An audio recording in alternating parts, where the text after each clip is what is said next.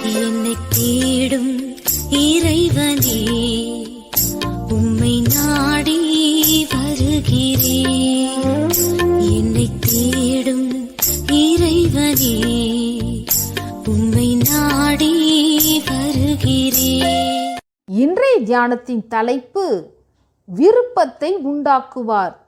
வாசிக்க வேண்டிய திருமறை பகுதி பிலிப்பியர் 2வது அதிகாரம் 12ஆம் வசனம் முதல் 18ஆம் வசனம் முடிய. விருப்பத்தை உண்டாக்குவார். தேவனே தம்முடைய தயவுள்ள சித்தத்தின்படி விருப்பத்தையும் செய்கையையும் உங்களில் உண்டாக்குகிறவராயிருக்கிறார். பிலிப்பியர் 2:13. ஒரு மனிதன் ரட்சிக்கப்படுவது என்பது அவனுடைய மோட்ச பிரயாணத்தின் தொடக்கம்தான். அவன் முடிவு பரியந்தம் நிலைத்திருந்து ரட்சிப்பை நிறைவேற்றுவது என்பது ஒரு கடும் நெடும் பயணம். ஆனால் அந்த வாழ்க்கை பாதையை எப்படி தொடர்வது? பாதையை விட்டு இடப்புறமோ வலப்புறமோ விலகாமல் சரியாக நடக்க வேண்டுமே. எதை செய்வது, எதை செய்யாதிருப்பது போன்ற காரியங்கள் சற்று கலக்கத்தை உண்டாக்கக்கூடும். அந்த சமயத்தில்தான் தேவன் எவ்வவற்றை செய்ய வேண்டுமோ அவற்றின் மீது முதலாவது நமக்குள் விருப்பத்தை உண்டாக்குவார். ஏனெனில் ரட்சிக்கப்படும்போது பாவங்களை விட்டு விலகி பரிசுத்தமான இருதயத்தோடு நம்மை நாமே தேவனுக்கு அர்ப்பணிப்போம். அப்போது நமக்குள் பரிசுத்த ஆவியானவர் வருகிறார், நமக்குள் செயல்பட தொடங்குகிறார். நல்ல நல்ல பரிசுத்தமான விருப்பங்களை தருகிறார்.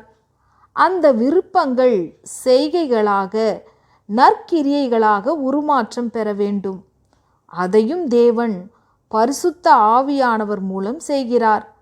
ஆன்மீக வாழ்வில் பரிசுத்த ஆவியானவர் நன்மையானவற்றை செய்ய தூண்டும்போது சாத்தான் நம்மை அலைகழிக்க கூடும்.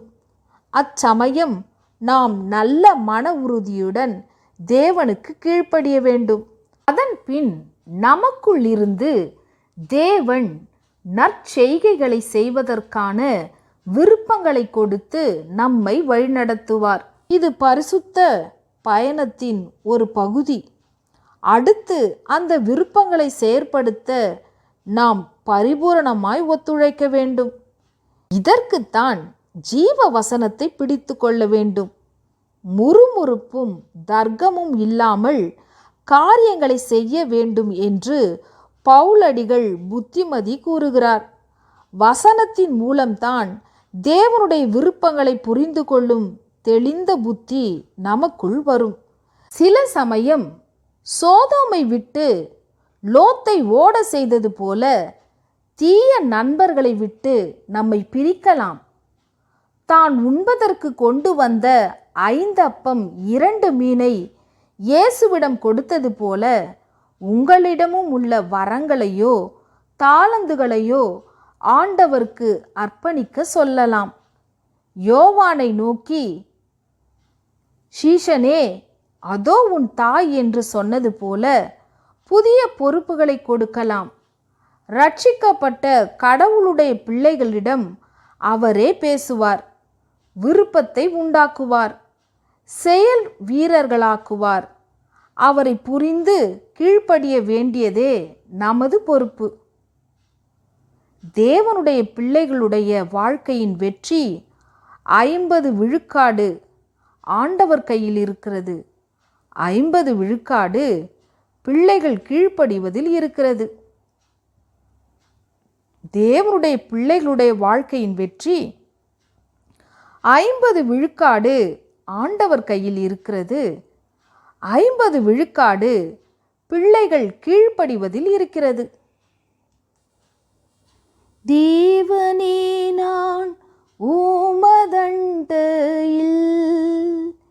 இன்னும் நெருங்கி சேர்வதே என் நாவல் பூமியில்.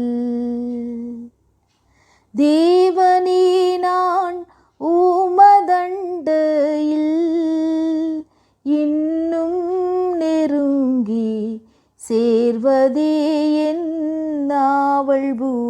பூமியில். மாவலிய கோரமாக வன்சிலுவை மீதினில் நான்